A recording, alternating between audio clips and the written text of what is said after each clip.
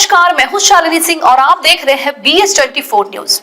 12वीं कक्षा पास कर चुके छात्रों के लिए अब यह सुनहरा मौका है जब आप CUET का एग्जाम पास करके अपनी स्नातक और ग्रेजुएशन परीक्षा का चयन कर सकते हैं। इस एग्जाम की फॉर्म भरने की अंतिम तिथि 31 मार्च 2025 है, तो जल्द से जल्द छात्र फॉर्म भरकर अपनी परीक्षा की तैयारी में जुट जाए। तो आइए जानते हैं कैसे करनी होगी परीक्षा की तैयारी और क्या क्या औपचारिकताएं होगी। CUET का मतलब है कॉमन यूनिवर्सिटी एंट्रेंस टेस्ट, जो भारत के केंद्रीय राज्य और निजी विश्वविद्यालयों में स्नातक और स्नातक कोर पाठ्यक्रमों में प्रवेश करने के लिए एक राष्ट्रीय स्तर की प्रवेश परीक्षा है। यहाँ CUET के बारे में कुछ और महत्वपूर्ण बातें दी गई है। यह परीक्षा उन छात्रों के लिए है जो 12वीं कक्षा के बाद स्नातक या स्नातक कोर पाठ्यक्रमों में प्रवेश लेना चाहते हैं। नेशनल टेस्टिंग एजेंसी यानी कि NTA CUET परीक्षा का आयोजन करती है। CUET के माध्यम से छात्र विभिन्न विश्वविद्यालयों में प्रवेश के लिए आवेदन कर सकते हैं, जिनमें दिल्ली विश्वविद्यालय, बनारस हिंदू विश्वविद्यालय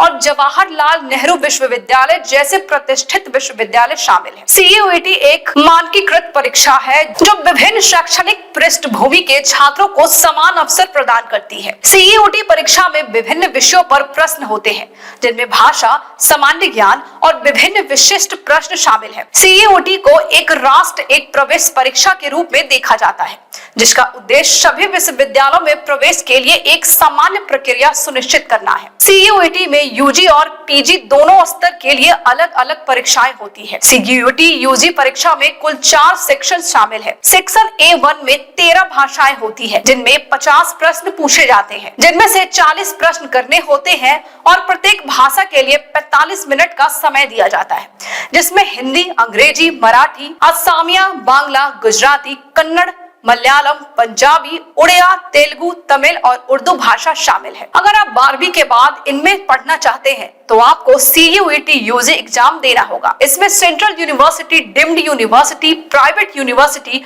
और स्टेट यूनिवर्सिटी शामिल है।